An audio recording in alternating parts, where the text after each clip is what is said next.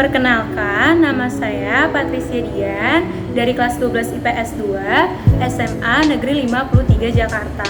Di sini saya akan menjelaskan tentang perubahan sosial terkait dengan lumpur lapindo.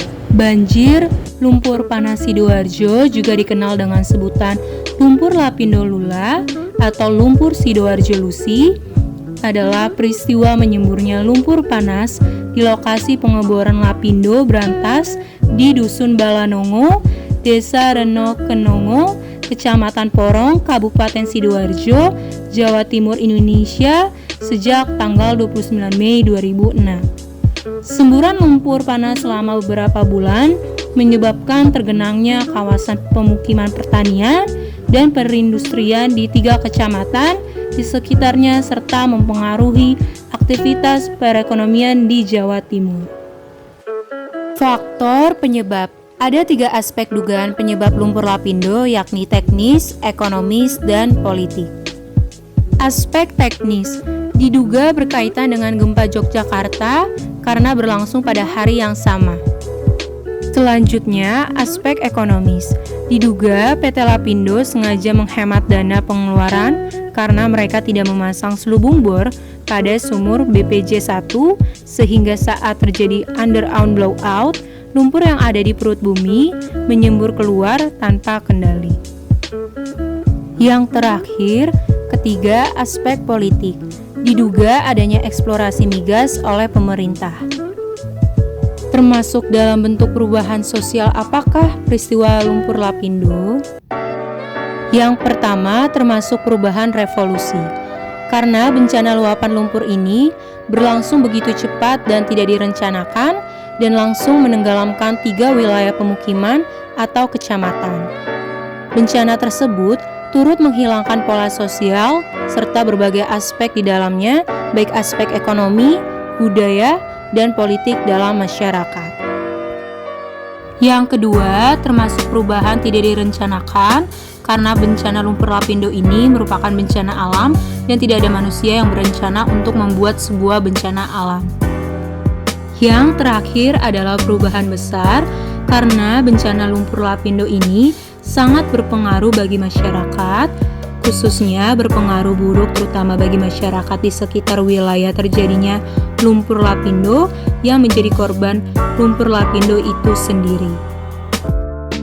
Dampak-dampak dari lumpur lapindo. Dampak negatif dari lumpur lapindo. Dampak negatifnya adalah masyarakat jadi tidak mempunyai tempat tinggal, harus mengungsi, dan harus berpindah-pindah. Mereka tidak hanya kehilangan tempat tinggal dan harta benda, namun mereka juga kehilangan mata pencahariannya. Selain itu, akan ada banyak anak-anak yang kehilangan tempat mereka untuk menuntut ilmu. Hal ini pun berdampak pada tekanan sosial terhadap mereka. Dampak positif dari lumpur lapindo adalah sebagai bahan bangunan saat ini, para peneliti mulai banyak mengembangkan beton dari lumpur lapindo dan beberapa jenis batako atau paving block. Yang kedua, sebagai bahan pembuatan keramik. Beberapa pengrajin juga telah mencoba mengolah lumpur lapindo menjadi glatsir, gerabah konvensional, stamur warna, dan beberapa jenis pembuatan keramik lainnya. Yang ketiga, sebagai anti kanker, karena ternyata lumpur lapindo mengandung unsur selenium. Selenium akan mengurangi sel kanker dan memperbaiki jaringan sel tubuh yang rusak. Yang terakhir, keempat, untuk pembuatan baterai. Baterai sel kering berhasil dikembangkan oleh mahasiswa Universitas Negeri Semarang dari bahan dasar lumpur lapindo Sidoarjo. Solusi untuk mengatasi lumpur lapindo. Yang pertama, membuat pembatas atau tanggul agar lumpur tidak menyebar kemana-mana. Kedua, dengan alat teknologi, lumpur yang ditimbulkan dapat dialihkan. Ketiga, membuat rancangan tata kota untuk lingkungan yang baru.